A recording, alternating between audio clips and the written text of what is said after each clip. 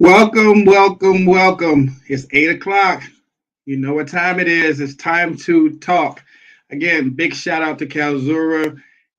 What else can I say? The only shoe that has this IFU on the market that can be thermally disinfected. So you know that you're having a safe pair of shoes that you can, just make sure that you're treating your feet.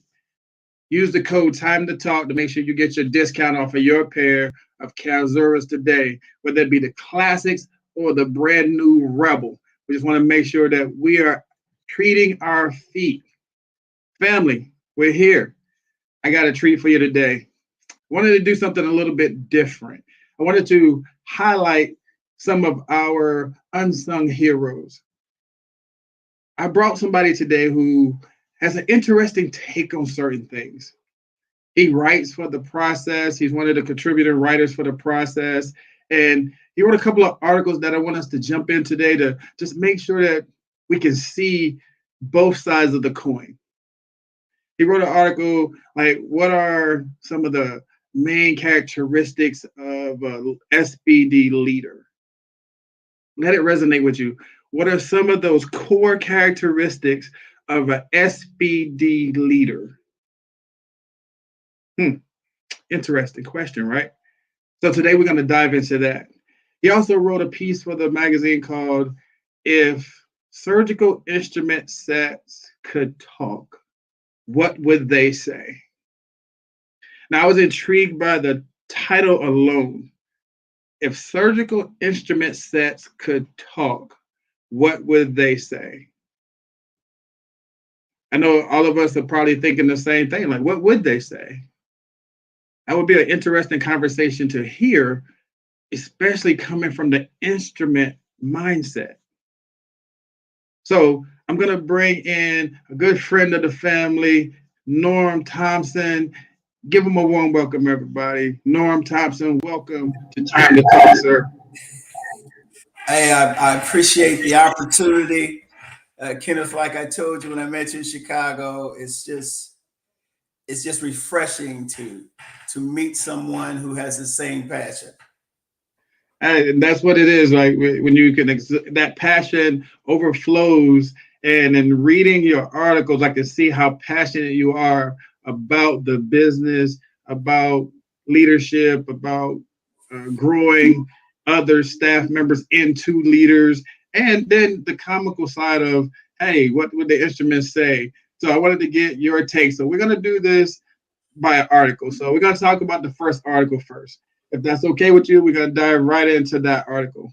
It said, what are the core characteristics of an SPD leader?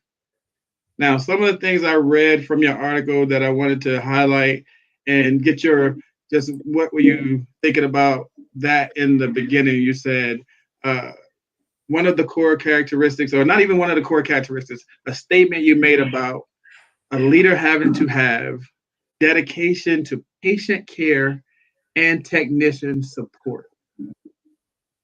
Having dedication to patient care and technician support. Explain that to me when you were thinking about that process, or that being a leader's standpoint. Well, Kenneth, it came across after being involved with sterile processing, coming out of a teaching environment. I taught high school and middle school, also coached. Okay. In this position, you had great leaders and you had, shall I say, dictatorships. The great leaders developed their staff members. They had a core. They had a. They just had an idea of where they were going and what they wanted their program to look like. So when Okay. I transitioned over into the medical side of career building, that's what I looked for. Does my manager supervisor walk the walk or just talk the talk? And with that, I would always carry around, and I share this with everyone. I always carry around a little pocket notebook. So I jot down notes, dates and times, things that I've seen, things that that are not being done correctly, etc. And doing so, I ended up with a little diary. and it kind of jumpstarted me into writing that type of leadership skill. As a coach, you need your team to follow your lead because they know you're going to be there for them. You're the first to come, last to leave. Right. As a manager, you should still have that mindset to stand up for your team, to go build a positive relationship with the customers that we service, and not allow them to dictate to us when we are their pit crew, so to say. And then that's what it came to me. The fruition came when a manager told me to zip it in an in-service, and I thought that was very rude and embarrassing. Right, right. For me, and undermining to the rest of the staff because no one would ask any more questions. And that led to my first article, Communication, the Key to Success in Sterile Processing and Beyond. They published it, and I kept going from there. Okay. So again, when you speak about that dedication to patient care and you say technician support, so having a twofold approach, keeping patient care first, all the while supporting your team. That's where you speak about talking to the service lines that we service and making sure that they understand your standpoint of the relationship. Hey, we're providing a service. My team is competent, and you're standing up for your team. So that's something like that. I can imagine being in the in-service and somebody saying zip it. That would be definitely right. You would probably deter anybody else from answering any question or asking any questions or anything.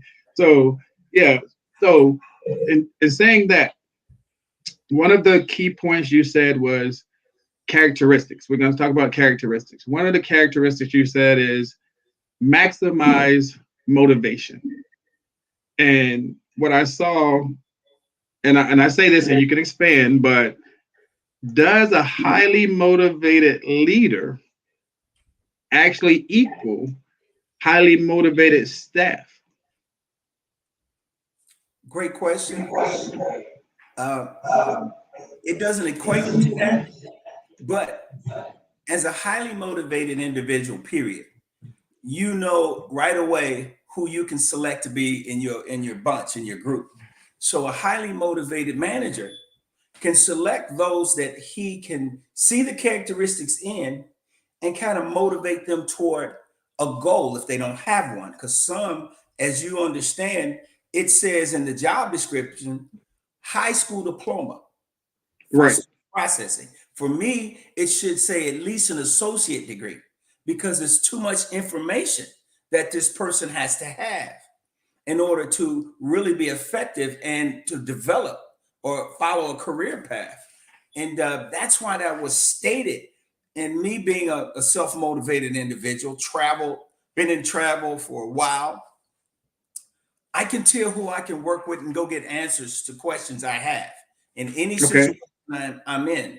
Without saying anything, I can see the person who will pick up and do what's necessary other than complain and say it's not my job. That's what I mean by motivated. Now, at that point, question? I would say for my people listening, and I get what you're saying. So high school diploma is the basic qualification. Yes. You're saying that for what we do and the amount of information, you think that from your take, it should say associate's or associate's degree, or at least some other form of education. I feel that way because you know how high school, was for yourself. You had people who really was above the curve and knew what was going on. You had the others that didn't know what tomorrow was going to bring. So It appears that we're getting those kind of still, I just want a job kind of people. When they get in there and discover it could be overwhelming.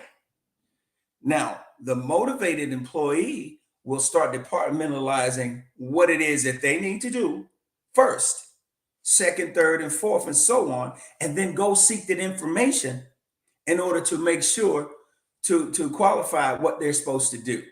That manager will then start putting them in place to make them move forward.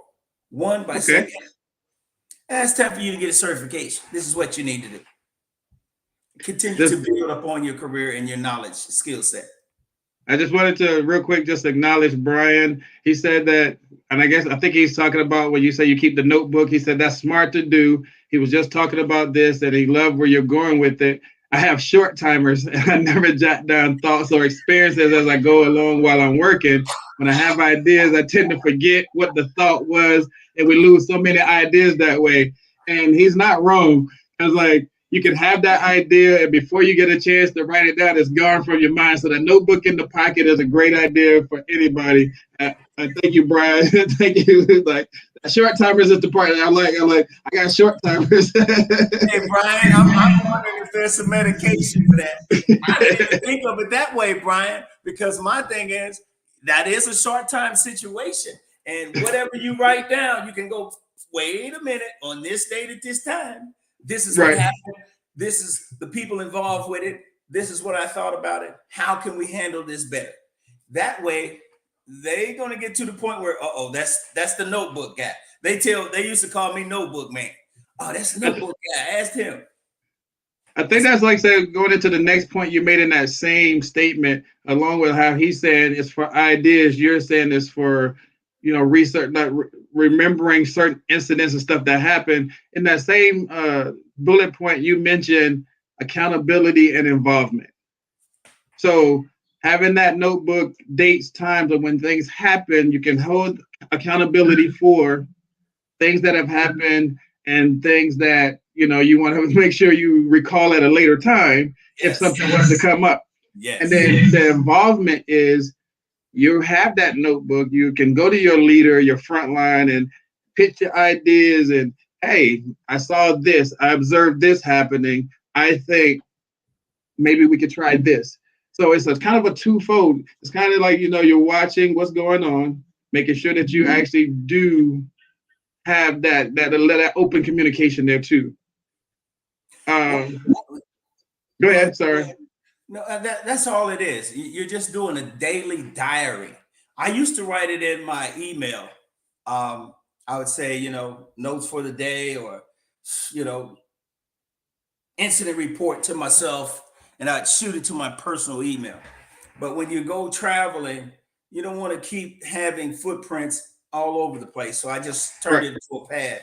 And I use it just for note taking, to learn, to understand processes. Because as a traveler or being in sterile processing, it can change. Now, when it changes, you want to write a little note to yourself. Okay, that procedure has changed to this on this day at this time, and this is why. Now your knowledge, you're just saturating yourself with new information. And new information is key, especially in sterile processing and, the speed in which we supposedly have to get things done, instead of building a relationship and say, hey, these are the parameters, and these parameters we must maintain. Okay. So since we're talking motivation, I got a question from Knowledge or Nonsense. It says, how do you communicate to a non-motivated lead to up the pace when a motivated leader comes into authority or a leadership position within their organizational chart? How does that communication look? Well, it sounds like a lot of sidebars, because this non-motivated person could have been under a non-motivated leader. Now, with that being said, they call it PIP, performance improvement plan. Right. That's when you can put that in effect and do it professionally, not embarrassing. Sometimes as sterile processors and in the department, a lot of embarrassing things go on. Like I said, zip it, Thompson. That was very embarrassing. So with that being said, you take that non-motivated leader, pull him to the side. Hey, this is a new day.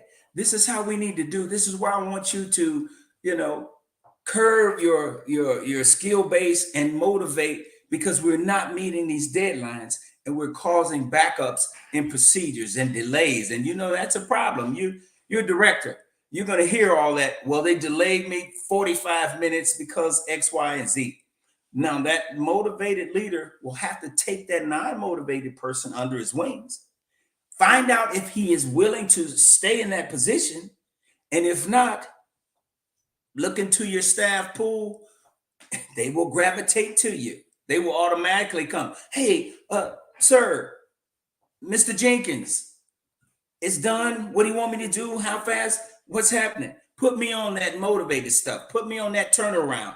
I want to be on the turnaround team. Okay. Right. Stuff like that nature, you know. And that's I see. Yeah. Go ahead. Just want to say hi. We got Star checking in, Arlene checking in, just saying welcome to the panel, the fan base, the families here, just checking out what you're saying. But that goes into the next point that you said. You said that one of those characteristics should be that a leader should be able to tap into the technician talent. And the quote that I got from it is, it said, good managers see and cultivate each employee's leadership potential, especially for positive, self-motivated technicians. So kind of feeding off the question she just said, if you have that non-motivated lead, but then you have a motivated leader that comes in, and you said the same thing. You said that's when you have to tap into that talent pool. How does that look when you're trying to cultivate those non-motivated people and still maintain your motivated staff? Now you're looking into the staff that you have, looking within to see what each person's leadership potential could be. Okay. Well, once again, it will take, huddles. It will take, meetings. Say, hey, all staff meeting today. I need to introduce myself. There are new expectations. We have to meet certain goals. I know we're not going to talk about yesterday. Today's a new day. So we're going to have these meetings until we are all on the same page, and we can turn around this percentage of late and tardy and holding back cases till it's on the positive side. I need all those who wants to understand. I need everybody to be on board with this. We're not going to worry about yesterday. If I continue to hear well, we did it like this. Well, it didn't work. And all we can do is make it work. We're not here to browbeat. See, a leader has to get in there and not be a dictator. My grandmother used to tell me this: you can kill more flies with honey. And it didn't dawn on me one day. It dawned on me one day, and I said, that's what she meant. You can kill more, flies are nasty. You can kill more of that dead weight, that productivity with, we're going to put honey on that. Now it's stuck over here, and we don't even have to deal with that anymore. But I need you guys to follow me. It's not that I'm better than you. It's that I'm looking for leaders to take over when I'm gone, or be the director, or, I might take on a new responsibility. That's my goal when I walk into a facility strange, as a traveler. Who is that person that I can go to, like I said? So that leader who's motivated is really subliminally calling out, hey, I'm looking for you. I'm seeking those who are looking for us. And this is what we're looking for. And at that point, they'll come by the office. They'll stop you in the break room or while walking down the hall. I understand, coach. And I tell them to call me coach because I'm coachable. And then you'll find these leaders. You'll find them. They're there. Some of them are hungry. Some of them are browbeaten by the old way of doing things. And that's what SPD needs to stop doing. Browbeating and, should I say, putting out the fire. Right. And promoting, whatever I want to be politically correct. I don't want to hear, oh my God, he said we're stupid. No, we're not saying that. We're saying mediocrity.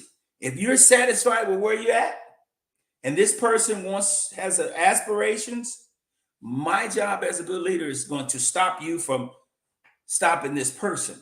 And I don't want to.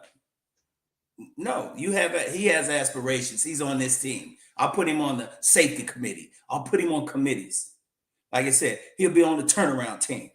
I expect you to do X, Y, Z. So now he's getting more responsibility. And that person over here has conversations with the little cliques they developed. We're trying to get rid of that negative clique. So we can be better as a department and looked upon as we're the pit crew. Without us, it's nothing. Us and environmental services. That's all I'm saying. So part of this is like, so we're still talking about the maximize the motivation, tapping into talent.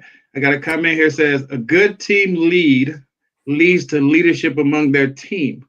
If your team lead isn't motivated, how can your staff be motivated? Good question.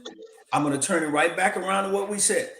That means more meetings, more understandable, more meaningful meetings, and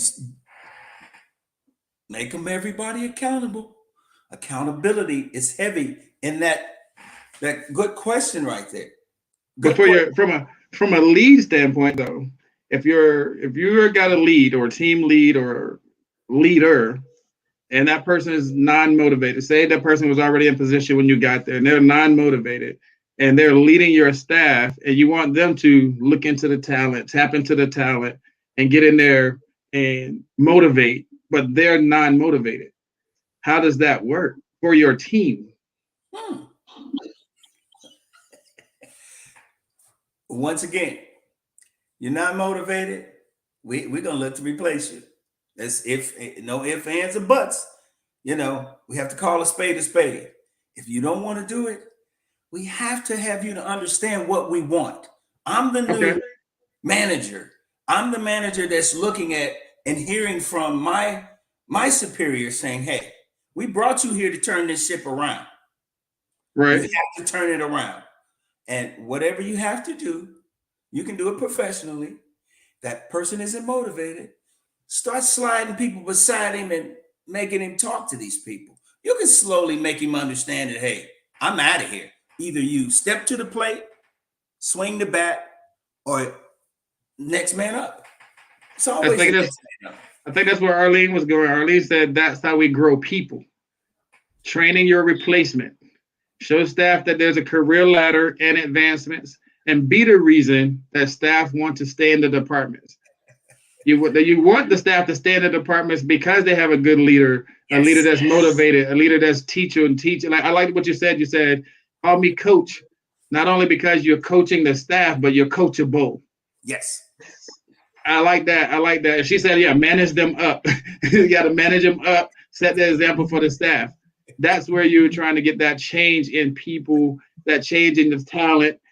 Just, I like that topic right there. That I like how it all flows together. We got to maximize the motivation in people. And now we got to tap into those other people in the department. I like that part. And Arlene, you said manage them up. Well, see, that's a coaching term. We got to coach them up. That's why it says next man up. And like you said, manage them up. But hey, Arlene, that you're right there. And I'm sure wherever you're working, Miss Arlene, that you're making it happen. And people who are visiting this chat room is wanting to be a part of the changing of the guard. Because when I got into sterile processing in 2013, I was overwhelmed by mediocrity. And then the demand for, perfection. How can you demand perfection when these people don't care about it? Right. It was amazing to me. And I was 100 miles an hour. I said, we're about to start some stuff now. So CS Assist says, what are the indicators of a victim mindset versus a solution-oriented mindset? We're about to get into it now. Here we go. And I'm going to relax. I'm sipping on a little tea to get the parchness out because we're stepping on the gas here. It's like this. A victim mindset, who victimized you? Once you figure out who victimized you and who put you in this type of mindset, then we can come and create solutions to reorientate a new mindset. Because once again, we have to get rid of the old guard. Oh, I'm the boss. So, and I don't understand that I'm the boss. Well, do it yourself. If everybody would leave the department and left you the boss, you couldn't do anything. Right. So we find out the issues first, the victim issues, mindset, how it got to this level of I do not care, and it shows in my productivity. Then we continue to ask the staff for solutions. See, you got to get them engaged. And once they have these meetings and say, well, we need to blase scope. Well, guess what? You, and you are part of this new coalition to redevelop and add the new mindset. You're giving them something to do that's positive. Then, so you're taking that victim mindset, turning it back around and say, let's find out why you feel that way. Yes. And then make them part of the solution building process. Yes. Okay. That's like a needs assessment. We have a needs assessment here. Right. We have a problem. How are we going to fix it? I need you, and you. You're the motivated people, and you're my lead who's getting motivated again. So I need you to take them over there, and you guys come up with a plan. Bring it to me. I'm the final say and give it a little polish, but it's going to be engaging for the team. Now we're talking team, not individuals. In Chicago, he talked about that pickle theory. Leave your problems at the door. That's great. That's the first thing we all have to understand. Patient care is priority one. And so that's it. So going back to, we talked about maximizing motivation, and that included holding accountability and involvement. And now you're saying in order to bring them out of that victim mind state, we have to get them involved with the solution building process. Yes. So that's where we're tapping into that talent. Yes. So you're tying it together here. I like how you're tying it together here now. So, okay, I see what you're doing there. I saw what you're doing. Great ideas. I saw what you're doing there. I like it. All right. So another one of the characteristics you brought out, you said that a good leader needs to prioritize patient care and safety. And something I saw that you had there, it said every SPD leader and technician must be patient care driven. From the leader down to the technicians, it must be patient care driven. We got one more comment here before you answer that. It says, find out what motivates them, start inspiring them again. What made them lose their inspiration? We want to bring it back to that. Let's inspire them again. And then if they still don't find the motivation needed to manage up or manage out, can come into play at that time, but communication is the key. So I think it ties everything together. What you've been saying is that, hey, as a leader, if you have somebody who's not motivated, it's up to you to find out, well, what can we do to get you motivated? What inspires you to be motivated? What is your driving purpose? And then try to bring that back, bring that feeling back to them. I like all of the things that people are saying. And like I said, they're answering their own questions. Just like one of my leaders or my heroes would say, don't count the days, make the days count. Ooh, okay. I like that one. I steal from everybody. I stole stuff from you. So that's how I continue to polish my knowledge. And I say, that's your toolbox. People say, what do you mean by a toolbox? I said, doesn't an auto mechanic have a toolbox? Does a construction engineer have a toolbox? Doesn't a dentist have tools that he used that we process? So ours is more knowledge-based, process-based tools and understanding when we come across situations. That's why I write them down. It's not to tell on anyone. It's to remind me where we dropped the ball and how we continue to carry the ball when we come back around to that same situation. You a leader, you understand. You can't keep dropping the same ball. You get the same results. So I love the family. I love you guys coming up with questions that you're answering. You bringing up the answers. I'm just saying, yeah, you're already thinking the way I'm thinking, and I love it. Okay. All right. So we got to take a quick commercial. When we come back, we'll finish this discussion. It's headed in great places. I think everybody's comments and stuff are bringing out, hey, like you said, we're stepping in it now. The gas has been mashed and we're going forward. So we're going to take a quick commercial and we'll be right back.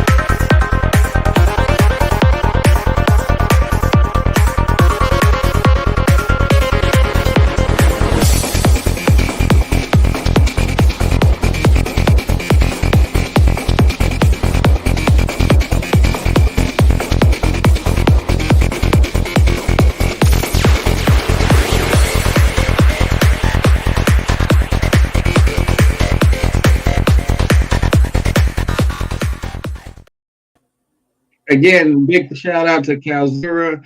Get you a set of the classics. Treat your feet. We got the new Rebels that's out. Use the code Time to Talk. Get you 15% off of your purchase today.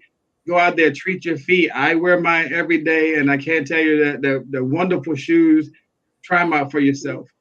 Right before the commercial, we were talking about how we tie everything together, the maximizing the motivation, tapping into your technician talent.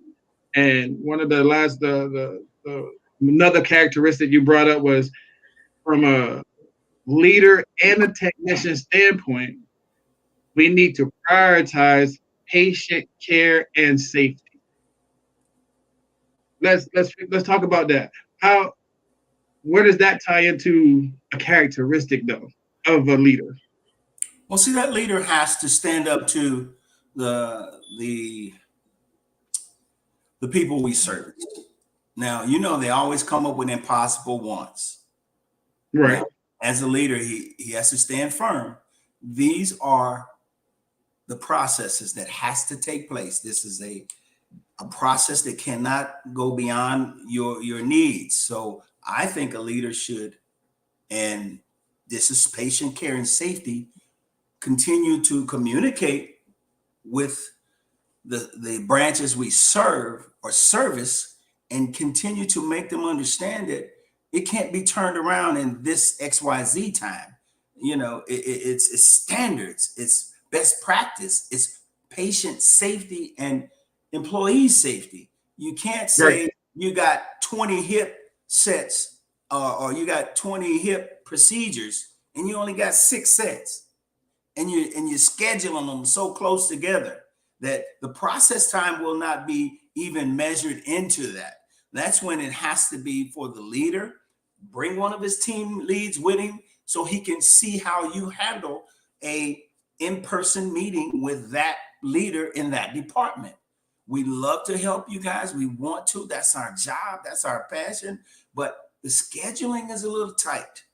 It's kind of impossible to do what you need us to do and still keep you on time. So we have to come up with a stronger relationship building to the patients that we service. Our customers that we service, be it GYN, clinics, OR, trauma, whatever, they have to understand. Now, one place that they do understand is you have your emergency carts. They're always ready to go. That's a total process. It has to be maintained because it is what it says it is.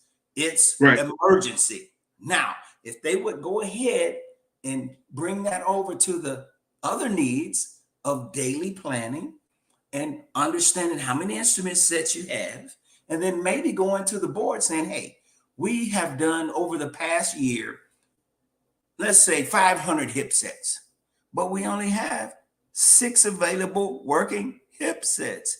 I think the need to build 10 to 20 more, or how can we bring some closure to this issue? There's always a solution to a so-called problem. And that's what good leaders do. What has he done? He's brought one of his leadership with him to let him know, this is what I do. This is what be expected of you, to build positive conversations and come up with solutions to these so-called stigmas that get placed on sterile processing. I'm not going to say any, but I think you guys probably heard them before. So when you say take that, I was just about to say, so you're taking that person with you, so you're empowering them to make those decisions too, to open up that line of communication. Yes. So you're not, so then they should, any tech, because you say every SPD leader and technician. Yes. So they all should be able to have that communication with the surgical services about turnover times and, like you said, sticking to processes. So we can't take any shortcuts, and every tech should be holding that patient safety and patient care to that high standard, because that's what we're saying. Arlene just said it. We have to maintain that parameter. Safety is paramount to not only leadership, but to the whole staff. Now that staff looks to the leader and goes, He's for us. We can depend on him. His word is our word. He will go to bat for us. He won't look for finger pointing. He's going to find the facts, and we're going to find solutions. And when we find that, we got good young leaders. They're coming up and they're seeing it. You know, wait a minute, folks. From a head nurse, charge nurse comes down. Y'all are stupid. Oh, I said it. I'm sorry. SPD. You know how they say, you stupid people. Wow. How are we stupid? We got over 10,000 instruments we have to prepare, know how to get them to you. We prepare the set the way you want it. Now we're stupid. Okay. But you have to let that go past you. We have to be tough-skinned and say, yes, sir, yes, ma'am. But if we had an updated preference card, we won't be so stupid. Uh-oh. See, you're bringing preference cards into this. See what you're doing? I see what you're doing there. So float like a butterfly, sting like a bee. So again, that's everybody holding their part accountable to their parts. Yes, if we have the correct preference cards and all the things that you need, and people are talking about the schedule, holding patient safety first, and you're not putting us in a position where you're trying to have us do shortcuts and stuff of that nature. But again, standing firm on what you believe in sterile processing, following the processes to the key. That's where we want the staff. That's where we want our leaders. Again, I'm from that same school there. I have no problem talking to the OR and letting them know, like, some stuff just can't be done. And scheduling is one of those type of things. See, they see you stepping in and they're like, ooh. I will say it and I will say it again. I'm going to share with you this. I listened to a sports podcast called Pivot. Right. There is a neurosurgeon, Myron Rowe. He went to the University of Miami. He majored in neuroscience. He went to the NFL. They cut him because they didn't feel he was giving enough time to his profession as a football player. Well, I caught the show. Mind you, he's mentioned that neurology, you have to include your whole staff. He got to naming staff. And when he said materials management, he didn't even have to say sterile processing. He already included them when he said materials management. We are part of that. He said, I can't do my job if I can't include my whole staff in this. And I was like, whoa, here's a young man who went to Florida State because of the fact he told him he was going to be a student athlete and he wanted to study neuroscience. They said, we will back you on this, because Florida State was being known as criminals and not students. So they backed him all the way. And he went pro, played for Pittsburgh Steelers. And he's from Jamaica. He's a Kappa. I mean, no pun intended, but he is. And when I heard him say that, I woke up and sat up and looked at the whole show because of his conversation, his demeanor. Right. He said, I have to tell that family that my entire team, he didn't stop with the OR team. He went all the way down to materials management. Right. They have to be prepared. We have to be prepared. And if every surgeon would take the time to understand who's on their team other than the ones they see, we would get better people. We wouldn't have to recycle and burn out people. And then they can grow and develop, which I see there's a need for real career development paths in sterile processing. Yeah, I see a comment from Knowledge Analysis here. It says, when you do your part, our part may not be so difficult and vice versa. Again, when they prepared, we can be prepared, and everybody has their role to play. And if all of those roles align, then you get a better outcome. That's where I like to see that. So yeah, I see what you're doing. So then the last one that you y'all preaching to me. I'm just saying amen. Y'all, family, look, family, time to talk, family. Y'all preaching to me. I'm just saying amen. That's it. And the last one that you put in the characteristics, you say a good leader must be able to reevaluate the SPD needs. So what I saw was it said if space, technology, or staffing gaps are identified that could limit the SPD's ability to keep up with the current and future demands, the leader must build a strong case with the organization's executive leaders. So just from that statement alone, being able to recognize what needs to be done and not being afraid to go to your C-suite and having those conversations.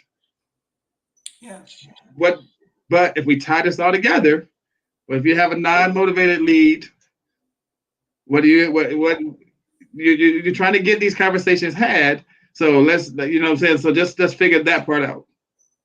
Well, by this time, that non-motivational lead is overwhelmed by all the new energy that's in the room. We've already talked to this man for 2 months, 3 months, him or her. By that time, they're either on board with it or they're not. It depends on their leadership saying, I said, this is what we're going to do.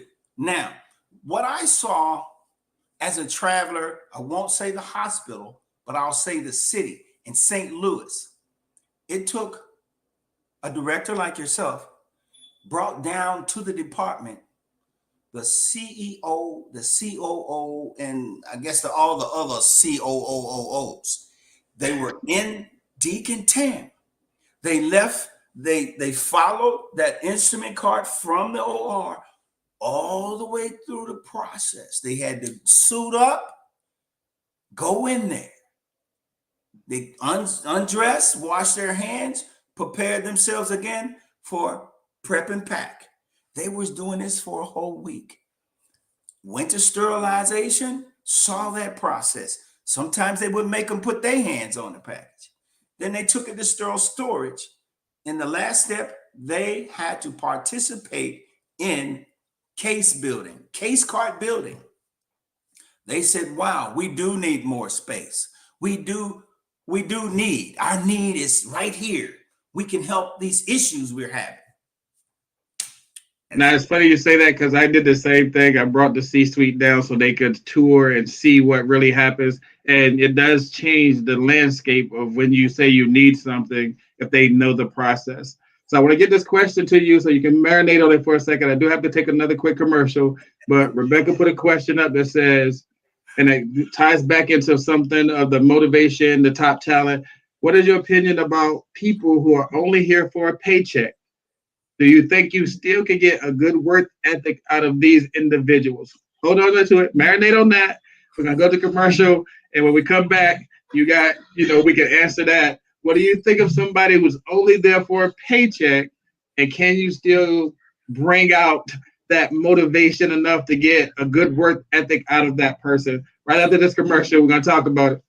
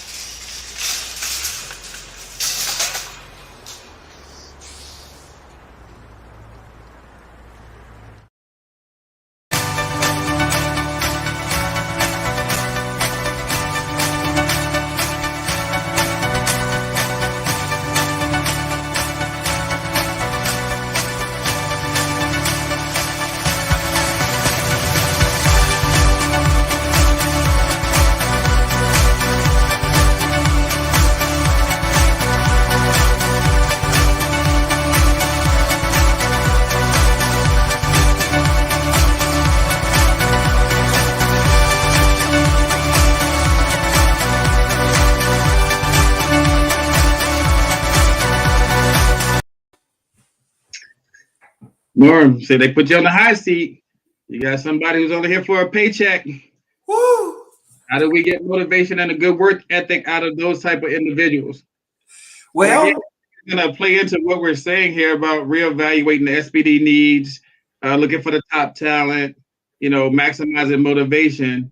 But they're only here for a paycheck. They come here to clock in, do their 8 hours, and go home. What do you do for that type of individual? find out where they want to be at in the process. Get them there and leave them there. I mean, that's one way. If they Okay. if they like Deacon Tam, well, that's where you go. Any mistakes are made is going to be upon you because you have to scan those in. We can find out who makes the mistakes. If you like prep and pack, well, that's where you keep them.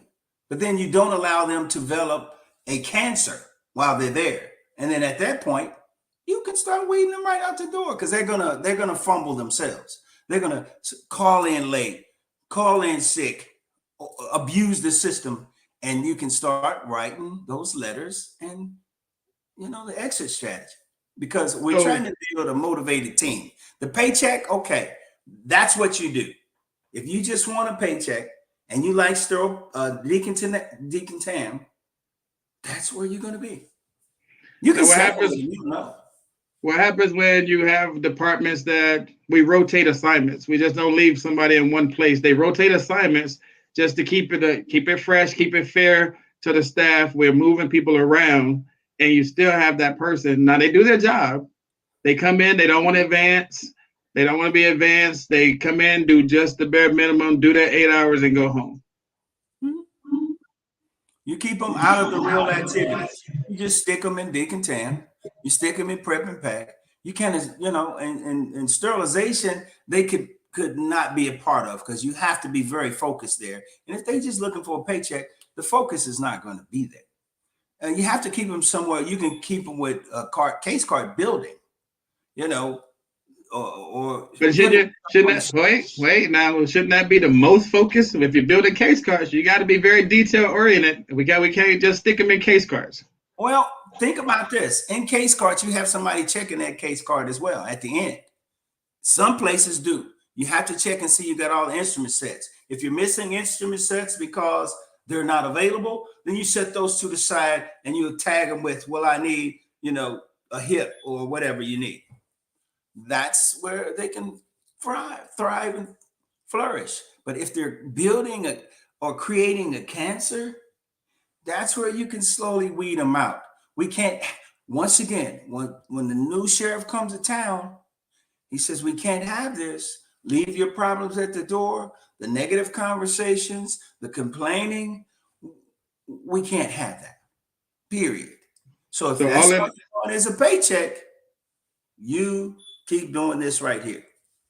So all in all, just so I get a clear picture, as long as they're not disrupting the building, as long as they're not a cancer to the inside of the department, they can stay as long as they're producing. Yeah. That's what I'm asking. As long as they're producing, they can stay in the department.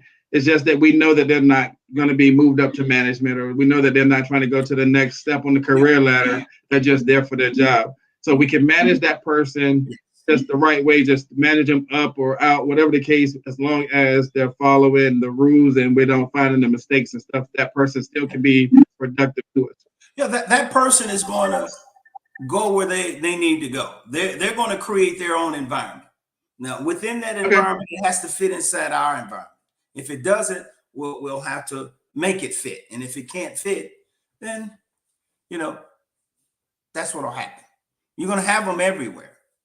But that negative mindset, that cancer, should not be allowed to develop because it's contagious. Cancer is contagious. Right. So as a leader, they're going to tell you, you're going to hear the information. And you'll manage that at that point. Hey, sit down. I need to talk to you. It's always communication. Communication is key. And I like this next one here. Most leaders just want to please the OR and the C-suits. Okay, not really help the real heroes. Every time I see a commercial and they speak of the heroes, they only talk about the doctors, the surgeons, and the nurses. They don't talk about SPD. Right. They don't talk about environmental services. Now, actually, you already know we are the real heroes. Call in sick, everybody. I'm not saying do that. Just imagine, just imagine if that happened to a hospital. Okay. Nothing could be done. All the procedures you had that day, if they were already built and ready to go, that's where it will stop. And then you'll have Okay. a bloody mess either in the hallway or in decontam if they make it down to decontam. So We're the real heroes.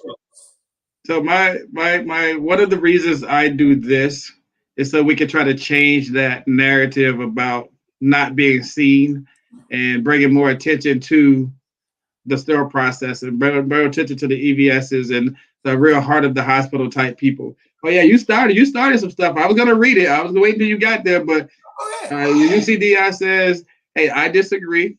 Most leaders lead from the inside out and want everyone to win and grow. The manager and leader are not always synonymous. So, again, go ahead.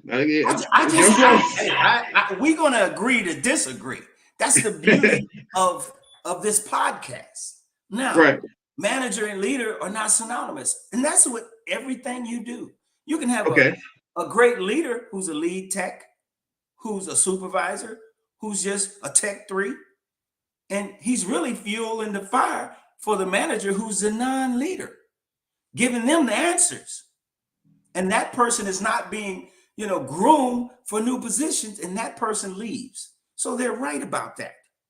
Okay. Now, I would like to see more of these leaders that they're talking about inside out and want everyone to win and grow. Percentage-wise, I met a few in Chicago who were part of the evaluation process. I haven't met that many. They're there somewhere. They're probably hidden. See, here we go. It's that people praise what's visible. It's not fair. It doesn't even make sense. But that's why we pay $1,000 for LeBrons and $22 for John Starks. That's a great point. It's what can you do for me now? I get both sides. I get both sides, but like they're saying though, your point that you're making is, how do you say it? Like,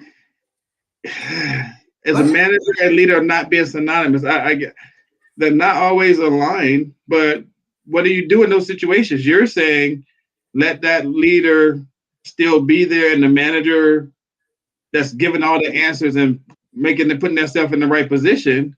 So I'm just trying to figure out. Let's talk about that a little bit. And we can talk about it all day. I'm not saying that they need to stay there. I'm saying that they will burn out those who are being the most productive. They'll either leave and go to another hospital and get paid for their knowledge base and grow and develop, go to conferences and meet these doctors and meet heads of HR and see the knowledge base by conversation. They can reach out and be a part of process, be a part of HSPA. They can be a part of different organizations, but in most cases that I've seen and experienced, they burn these people out. They frustrate these people, and they let those people who have mediocrity move in advance because they're not going to rock the boat. And knowledge is nonsense. Fighting to change the landscape with visibility. Okay, well, inch by inch is a cinch. By the yard is hard. It's going to take a little bitty group to keep chipping away at changing of the guard. We talked about it in Chicago. There's a need for the changing of the mindset in SPD, the attitude toward the department, and the attitude within the department. Once that, but doesn't that come from us, the leaders, like the highly motivated leader trying to motivate their team, trying to talk to those surgical services, trying to talk to the other leads and stuff that like you say, we're not going to let you talk bad about the department. We're going to go out here and advocate for the department and try to make sure that we get visibility, try to make sure that we get the knowledge that, hey, we're, as you said, not the forbidden word, we're not the stupid people. We know what we're talking about. We're the experts in this field. Let us do our job. But that's on the leaders to go out and do that.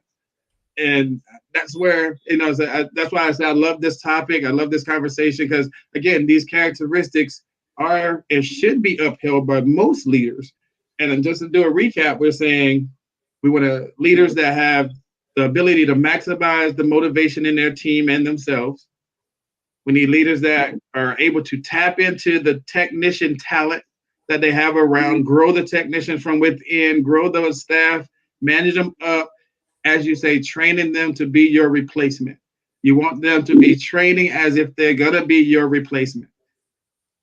Prioritize patient care and safety, keeping the main goal of why we go to work every day at the forefront of your mind, making sure that you understand why you come in here and do what we do. Having the ability to reevaluate the SPD needs, looking from the inside and say, hey, no, this isn't going to work. As you gave the example, why are we trying to do 20 cases with 6 sets? Having been able to have those tough conversations. Oh, we need more space. Oh, we need a different set of sinks and decon. Being able to go to the C-suite and having those tough conversations. So those characteristics build you up to have that type of leader. And those are the leaders, those are the characteristics that we read about in your article that said, these are some of the basic characteristics, the core characteristics that make a great SPD leader. Yeah. And I just love the positiveness that I'm getting from your audience. We can always agree to disagree. That's where solutions are found to the same old problems. First, you have to deal with the problem, find a solution. You can't let that problem we're going to just forget that. No, you have to weigh it out and evaluate it and take from it and subtract from it. These are the tough things. And I hope that any higher ups in the C-suite see me and don't look at me as a rebel. We can get labeled quick as people in our position, in our skin. We care, period. I was driven here because of the loss in my family. I shared that with you. I lost a son, daughter-in-law, grandbaby, and 2 other grandbabies in a 9-year period. I was chasing dollars. I learned how to chase care. I learned how to foster caring for people's needs in their dire, straight time of need. We have to understand, if you've seen your mother on that table, you want to be the one processing the equipment. We have to understand, we have to treat every customer, patient that we service like it's our family. Right. Permeate that to the department, which will then uplift. Find out who's tops. I was trying to research that. Who is the top hospital that no one quits and it's hard to get into? Because it's a lot of love there. It's a lot of communication there. It's a lot of respect there. And a lot of facilities don't have love, kindness, and respect toward, they say they do, quote unquote. But in reality, that culture is still, they work downstairs. They ain't nothing. Forget that. But you need us. We need you. And that's where I'm at with it. And once again, it took a lot. The actual article was about 4 pages long. They had to cut it down as much as they could. Julie emailed me, said, Norm, we got like a gazillion months. We can put at least 2-3 of these articles in there. So I cut it down and really trimmed the fat and didn't go into the different types of leadership skill sets, from democratic to domineering, all of that, customer service leadership. Now, see, that customer service leader is my leader. We serving customers. Patients are our customers. The OR is our customer. The GYN, whatever clinics, is our customer. I love doing what I do. I'm passionate, man. And don't call it angry. Don't call it, oh, he's all over the place. Call me the go-to guy, and I'm going to go do it. And if I can't do it, I'm going to find out how to do it. I know that's right. Family, you have been sitting here. We've talked to Norm Thompson. Again, you can check out his articles in the process. This was our core characteristics of an SPD leader. Just sharing with you what you should be looking for in some of the leaders that are around you, and just making sure that you see what a leader looks like. He did do another article that we were going to get to, but I want y'all to be able to go and read it for yourselves. Let's do it. Call me back and let's do that one again. We can make sure we bring them back so y'all can talk about it after y'all see the article. But the article that he had in the latest edition, the September edition, October, and it was called "If Surgical Instruments Could Talk, What Would They Say?" Again, ladies and gentlemen, I thank you, Norm, for coming on and sharing your expertise with us. Hey, this has been Time to Talk. Again, I'm your favorite family member. Man. Next week, Thursday, same time. Again, go out and get you some Caraguzuras. Use the code Time to Talk. Yes. Treat your feet. Norm, thank you. Family, I'll see you again in the near future. Thank you. Have them bring me back. That's it for me, ladies and gentlemen. Good night. Good night.